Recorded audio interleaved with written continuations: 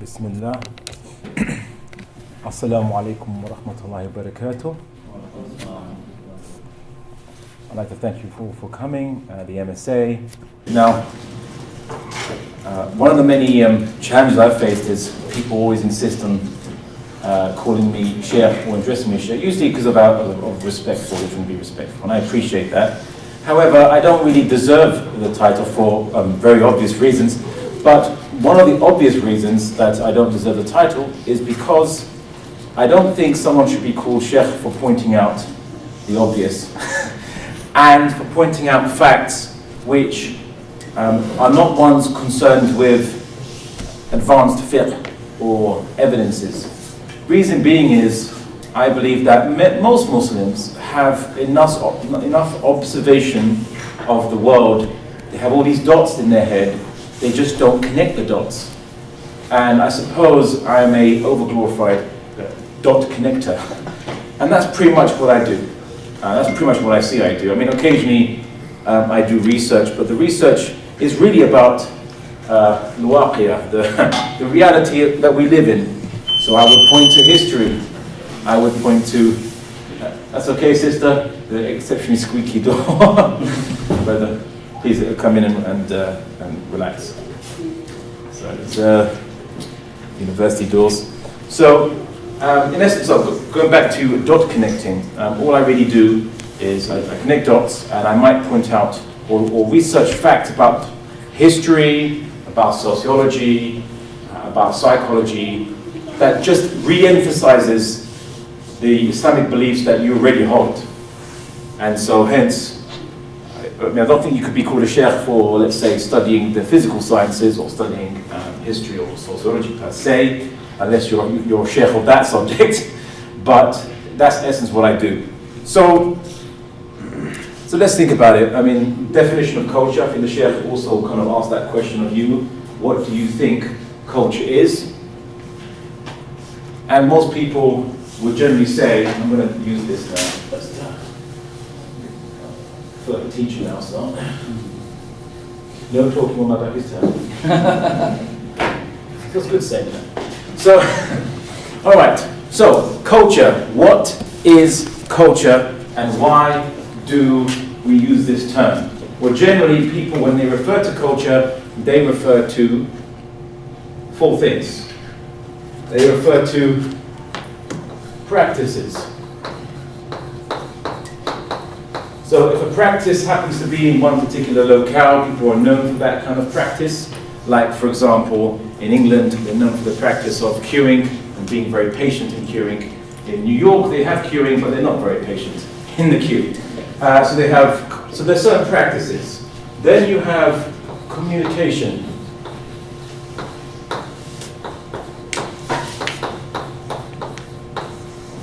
So that would be language, or also communicating respect. How do you show respect? In Japan, it's bowing. Obviously, in Muslim lands, you wouldn't be bowing order to God unless you're connected with the ruling family or dynasties. Then those people seem to like bowing to other gods. Then you have objects. Which are connected to people's practices or culture. They might be, for example, a style of clothing. Generally speaking, other objects might be, for example, in India, it would be a cultural artifact, so to speak, to refer to the stone idols that they pray to. For example, that would be a cultural artifact of certain peoples that live in the Indus Valley. And this is why historians will refer to these things when they uncover it and dig up, let's say, stone statues of people's old gods. They refer to that as cultural artifacts. So, objects, and of course, lastly, and very importantly, beliefs. So people, and the belief can mean a whole number of things. It could be basically what that culture believes is good or bad. It could also be what that culture believes is, well, that's suppose it's connected to good and bad. So what is a good way of forming families? Can you have, is marriage a good thing? Is polygamy a good thing? Or is monogamy a good thing? So good and bad, very important. All the beliefs that are connected to culture might be what you I suppose you call a worldview, which is they might believe in particular gods, or a god, or a creation myth, or any kind of understanding of how they came to be. This would be their worldview. Now the thing is this: objects here. So is it cultural that, let's say, people have a vase? Vases are, people uncover, archaeological digs, and they find vases from ancient Greeks, and find vases from ancient Romans, and they find vases in ancient China, and they find vases in Islamic civilization. Is a vase, is vases connected to particular beliefs or worldviews? No, it just happens to be objects that people use for utility. So we find that there are what I call universal aspects where objects that are connected to universal utility, such as water-carrying devices, for example, which is vases.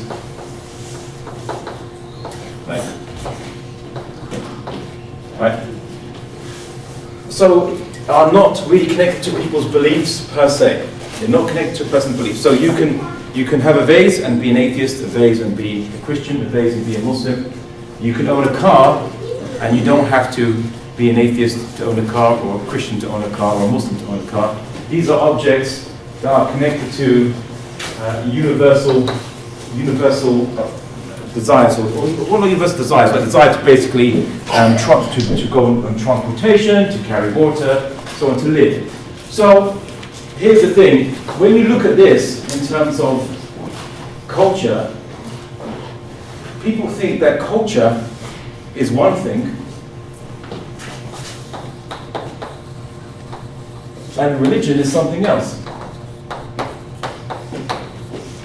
Now, with the exception of aspects of objects that are connected to universal things, and objects that are connected to, so we say cultural objects,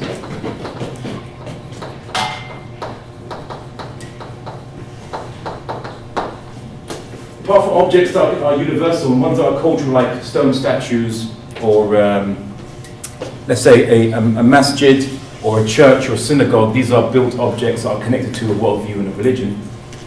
What do you notice? Can anyone tell me what the difference then between a religion and culture is? What do you think is the difference between religion and culture? So I was going to say, so religion can be used as a justifier, right? So used as a justifier of certain cultural traits. But isn't that beliefs though? Isn't that come under beliefs? Yeah, but there can be certain beliefs that go against a particular religion, so that religion acts as a filter for it. Well, there might be beliefs that go against a particular religion, but surely then, you might be in cultures that go against a particular religion, yes. But that would be a separate culture. Or could you not argue just a separate culture? So two cultures can contradict each other, yes. Have different practices, different beliefs and worldviews. But what is the difference between a religion and culture as a category? Anyone would like to? What's the difference between religion and culture? Anyone like to venture? You, sister. The culture is according to the norms people are living. Yeah. It can have different religions in there. So you can't say this culture has this religion. I mean, religion is separate. I think religion is a separate thing from the culture, though it does affect your culture. It does affect your culture, but I can be a Muslim, dressed like a Muslim, doesn't matter. Culture, I'm not going to care too much, but I do care about the religions. Well, you're talking about, you really assumed a premise which is that culture and religion are separate, but I'm asking what makes culture and religion separate in the first place? Religion is an ideology, right? So so like say there's a certain... But culture also can have ideology. One is divine, one isn't. Well, a culture can believe that it is the divine way of living. I mean, you had a question? Religion can be like a filter for many of those things, like telling you what is acceptable and what's not. But culture really has good and bad. But that The would- answer is actually really obvious, and hence most people don't get it. Which is the human condition. Sister has her hand up. Can't religion be a culture in itself? Basically, I think she's basically said it. There really is no difference between religion and culture. As prior to secularism, there was no understanding of a separation between religion and culture. Everyone has always assumed that. And to be fair, in common parlance, we use it, I use it, I say religion, culture, so Muslims are doing cultural practice and they're not following a religious practice. We use it, and of course, that's the purpose of our discussion today with religion and culture. But you see, the thing is this, the Arabic language and the words in the Quran and Sunnah haven't been secularized yet, haven't been taken out or removed or changed, because you can't. So it retains a really interesting word which better fits these discussions, and it's called deen. Right? A deen. What is a deen? Right? Comes from, it has two applications, and which are both complementary and both true at the same time, which is a deen is both beliefs and it is both a way of life, practices and a way of life and beliefs, aqidah and amal and mu'amalat and all these other things, actions, transactions. And see, when I said with communication, and this also links to what is good and bad communication, we have concepts such as showing respect, right? And also showing insult. We have also what you expect from people, which is in terms of rights and obligations.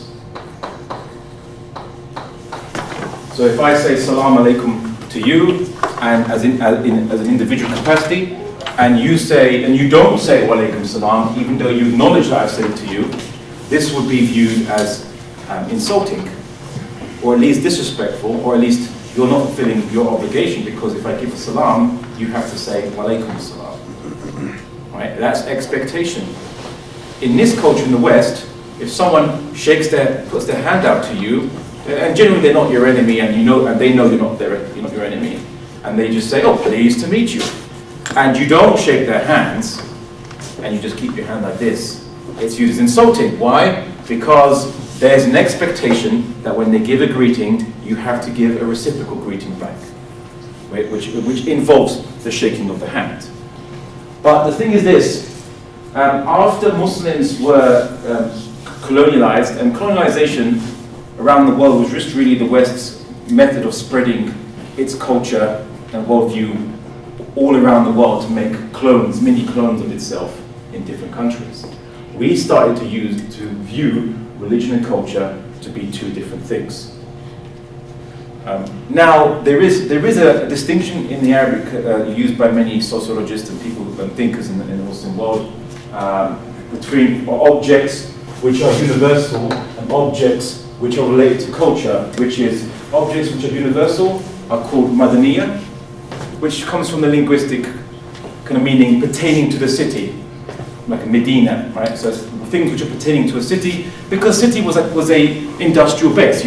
If you're a Bedouin, you don't really make your metal implements and tools. You don't really tan leather. Well, maybe you could, but if you want to get the real professional stuff, you go to the city where they have dedicated workshops and production lines that makes high quality metal implements and also high quality leather. You go to the city, and so objects or technological objects are that which pertains to the city, madaniya. Not Urbanization. Sorry? Urbanization. Yeah, urbanization, but from Medina, meaning the city. And of course, objects which pertain to culture is called thaqafa. Right? Objects which are cultural objects. So, for example, as a Muslim, you can own a car, or as a Muslim, you can have a vase in your house, on your mantelpiece if you want. But as a Muslim, you can't have an idol of Ganesha on your mantelpiece because that would be contrary to your worldview to own such an object and to put it in a position of veneration in your house. Right? So that is an object related to Thaqafa.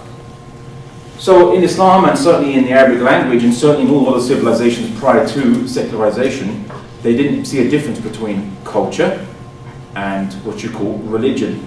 They would see it as one and the same thing. Look at how Hindus described, well, they didn't call themselves Hindus before colonialism, but how they described their religion, they called it Dharma. Dharma means law, or their pathway. What about Japanese Shinto? Shinto means their way, means way. And the Torah, which is the Jewish book, means law, also similar in Arabic language. Torah means law as well.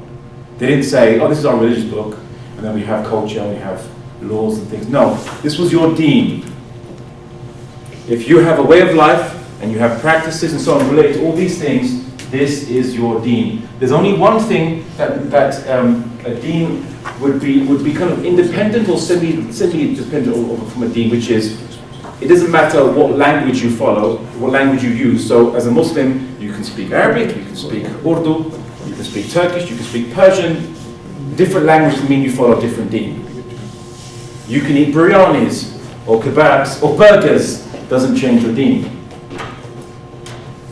You can have, if you're Muslim, if you're Muslim male and you cover your awrah using kind of like jumpers and hoodies and things like that, and baggy pants or whatever you kind of wear in Canada, that is acceptable and doesn't mean you have a different deen just because your style of clothing that covers your awrah is different. Whereas for sisters, if they cover their awrah, their parts which are not meant to be exposed according from the Islamic worldview, or they use hijabs, or they use turbans, for example, which was also used by Arab women in the 7th, 8th, 9th centuries as well. They had a type of turban as well, not just a men's, like a smaller version of a male turban, but it covered everything, went around the chin, and they wore long robes. Or you want to wear a type of shalwar kameez, really baggy trousers and really kind of a loose shirt that covered body shape.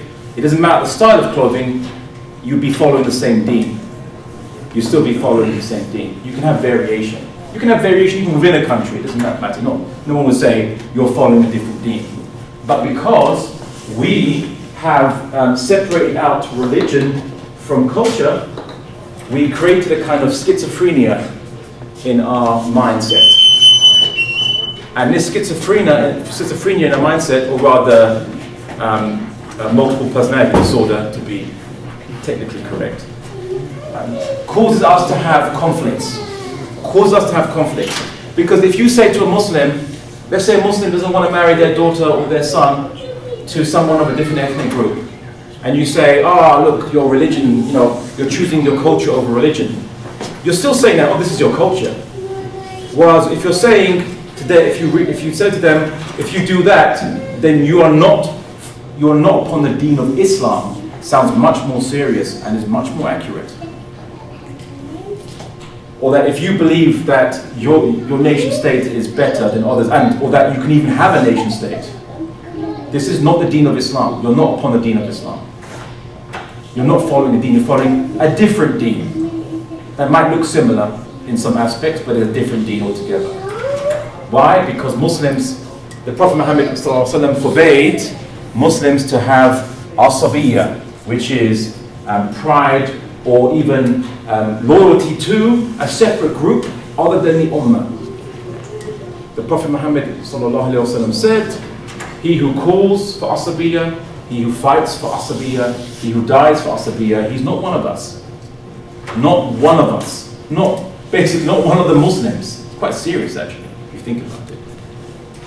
Because Allah subhanahu wa ta'ala didn't create you to be loyal to your own separate groups. I mean, sure, you can have identities. When I say identities, as in you can make it known that you're from a certain area, that's not a problem. Because it actually helps you to recognize people. If you know someone's from, let's take an example, if you know someone's from Edmonton, it's in Canada, right? They might have slightly different kind of ways of thinking than someone who's a Torontonian. right? Or if someone's from, if you're in the United States, of course, if someone's from Texas, they have a bit of a different culture or different mindset and tastes from someone who's from New York, right? Quite different. So knowing where someone's from helps you to communicate better, because you can then modify how you speak to that person so that they can understand you, and that you can understand them, and you can have that communication. That's why the first thing you ask when you meet someone is, where are you from? Where are you from? What part of the city you're from? Because you'll then use your knowledge of that part of the city, of that part of the country, of that part of the world, to then inform how you communicate better to that person, so you can actually have a better connection with that person. So, if Muslims view culture and religion to be different, you are already secularized. You have already made a separation. Whereas in Islam, there's only deen. And I know in English language, religion and culture, culture is a very broad term anyway in English language. And religion comes from the root word, people think comes from the root word to bind, from religio in Latin, which is the similar root as what the word aqidah means. And the reason why they use this term is because if this word just means aqidah,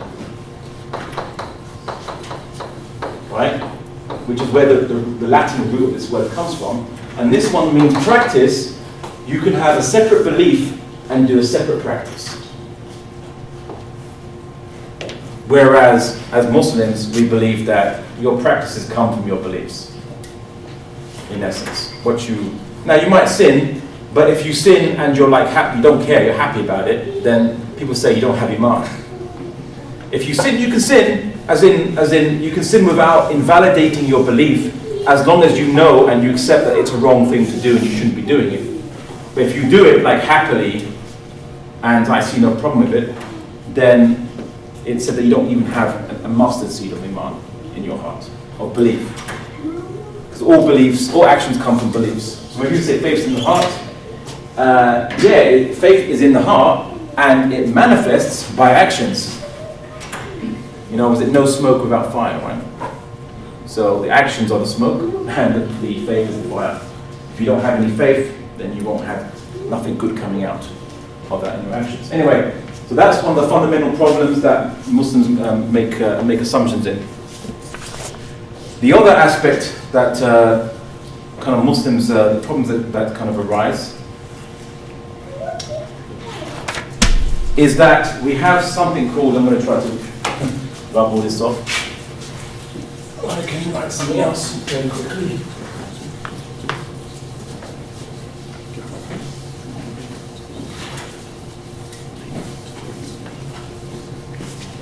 You've got to be efficient. Right, so the other issue is, I would say, what do we mean by we say cultural Muslim and a religious Muslim? Right, so you have a cultural Muslim. So what people say, someone's a cultural Muslim, we use this term quite a lot. And we have religious Muslim.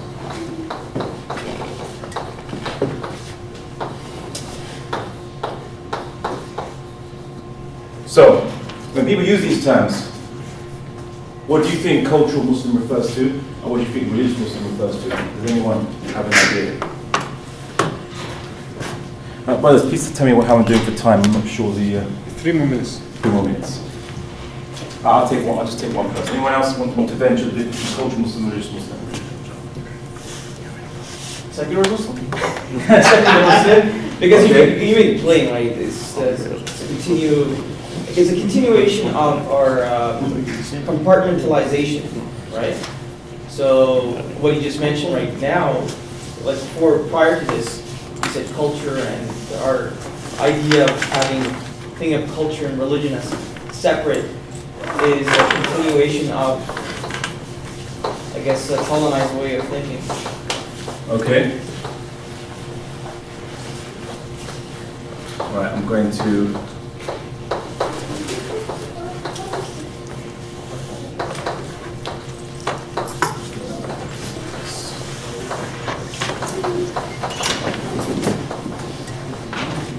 Okay, so you have two ways of looking at motivations and understanding and practice. Okay?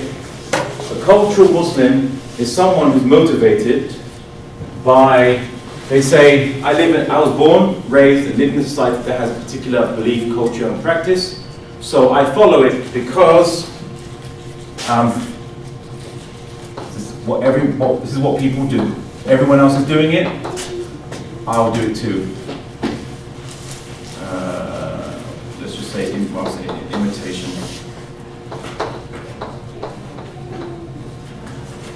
Hence, they're cultural.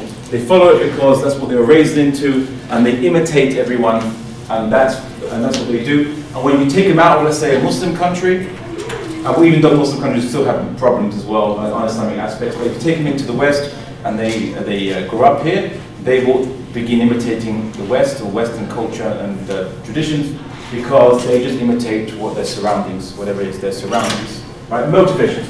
A religious person will say, I'm a Muslim because I believe it's the truth.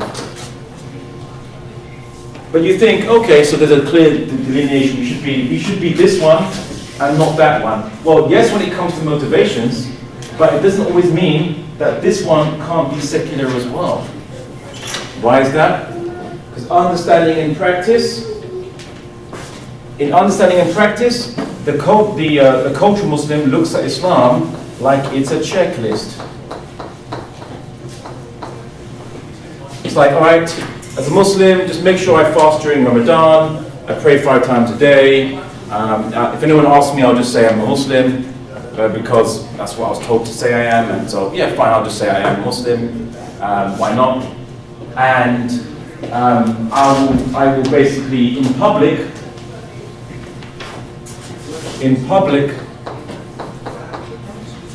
especially in public, I will basically just follow Islam as a bunch of things that you have to sort out and you have to do. The religious Muslim can go 2 ways. A Muslim who understands Islam as an aqidah, a belief with a set of spiritual practices, but nothing more, will actually be no different in practice to this person in terms of looking at Islam as a checklist. They just say, this is the truth, and God wants me to be a good person by doing this, and like I'm fasting, and maybe I should have good adab and a good behavior and manners. But the difference between a religious Muslim and a cultural Muslim is that if they were to view it in that manner, is that they also keep it in private. So they follow the checklist in private too.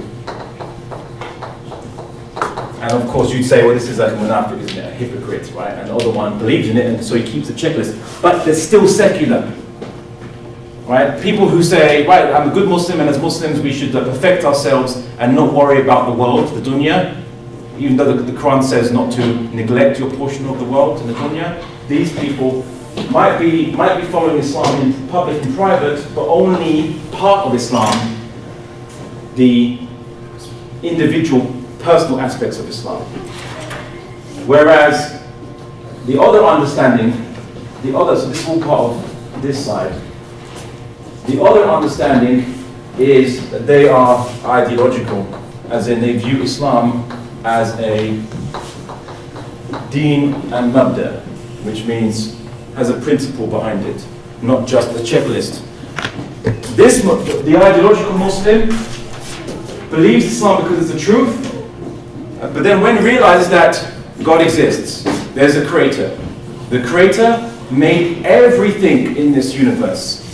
All this, the suns, the stars, the suns are different, or stars are different, obviously, because you can see solar systems, the planets, mountains, earth, humans, different creatures, even microorganisms. Everything was made by the creator.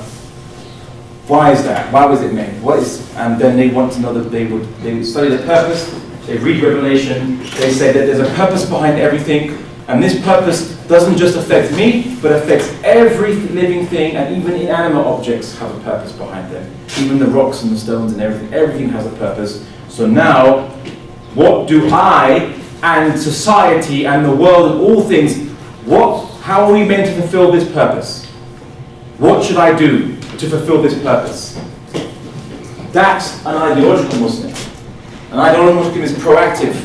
An ideological Muslim tries to improve, tries to look at the world through the objective of how do I achieve the purpose of creation that we were all made for. The religious Muslim who just understands Islam in a secular way, just use it as a set of checklist of things. So you live your life, yeah, you get married and you try and have a good job and you try to have kids and then you die. And while you're doing that, just make sure that you don't lie and you don't you fast as much as you can, you pray as much as you can. That's all. While you're doing that, just make sure that you don't break some rules. That's what the checklist Muslim, how it views it. And that's how many Muslims understand Islam, as a checklist. Whereas the ideological Muslim says, how do we transform this world to attain the purpose of God? The purpose of God is made for us. What do I do? What do I campaign? How do I, what technologies should we look at? What studies should we do on, like in astronomy and in biology and chemistry and mathematics? And what things can we do to better improve and get closer to the ideal that was intended behind our creation? That's an ideological Muslim. So when it's talking about culture versus Islam, to finish up, it's not one where there are two competing forces. And that we have to have both, but they're fighting each other. No. Because the only thing that we would allow that's culture is, within Islamic limits of course, the food you eat. And I don't think eating biryani or eating kebab or burger is a conflict between you and your imam.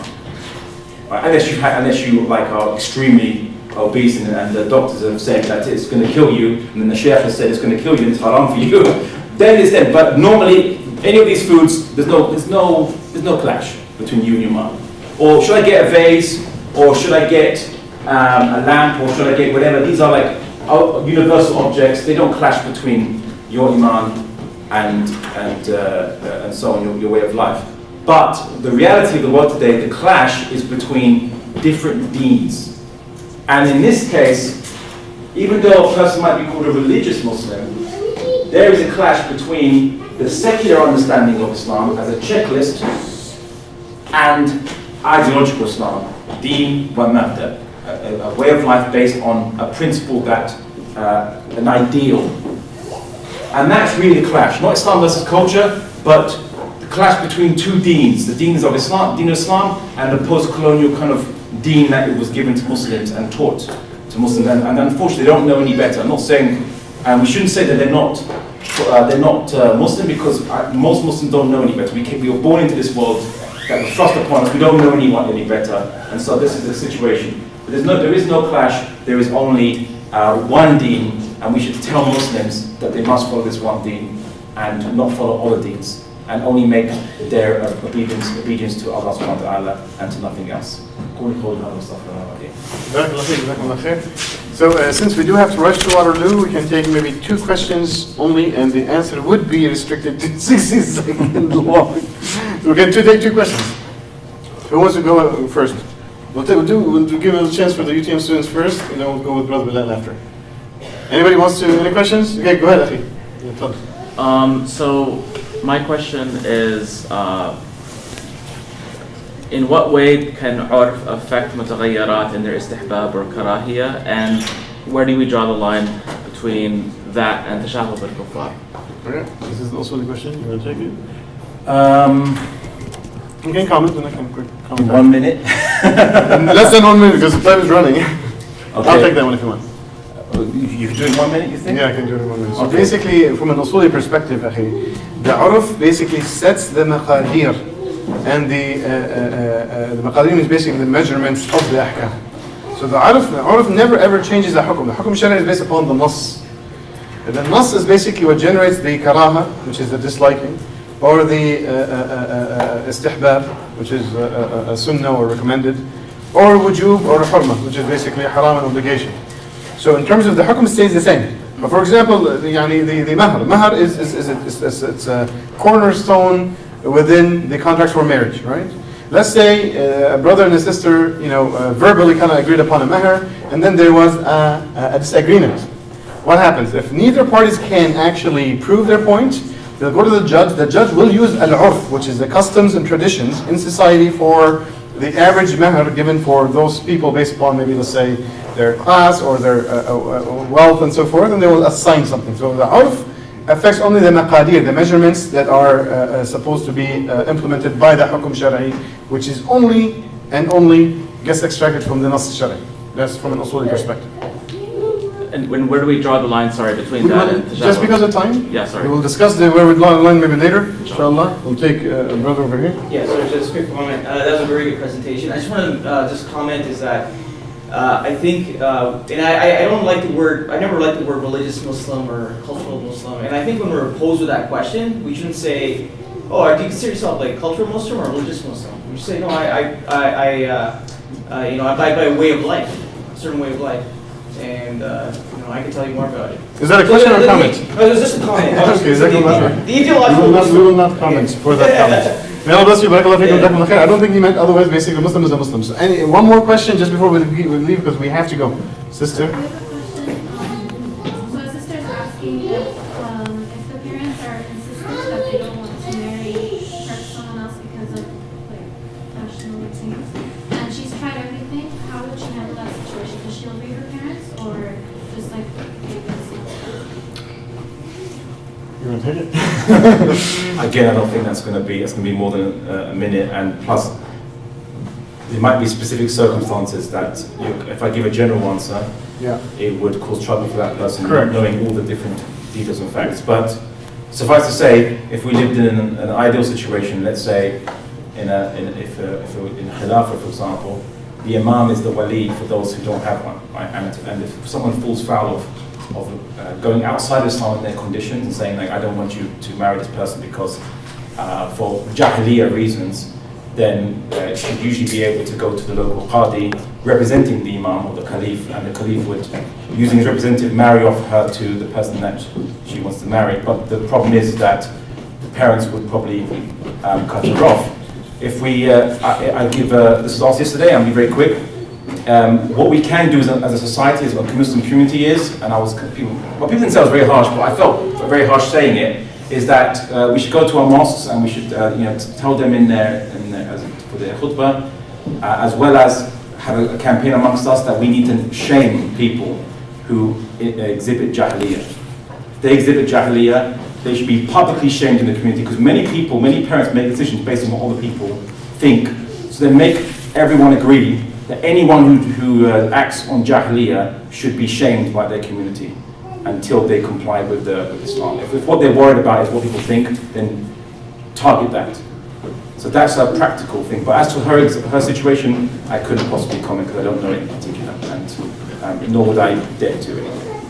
Barakallahu feek. I guess I'll just add one more thing. Basically, if there is a real situation, you should basically get counseling from the masajid or the imams. You can basically give her my contact if she wants to. The proper way of dealing with this, actually on a practical level, is basically to speak to the parents and try to basically gather the parties together and bridge the gap. That's the first step that we would take.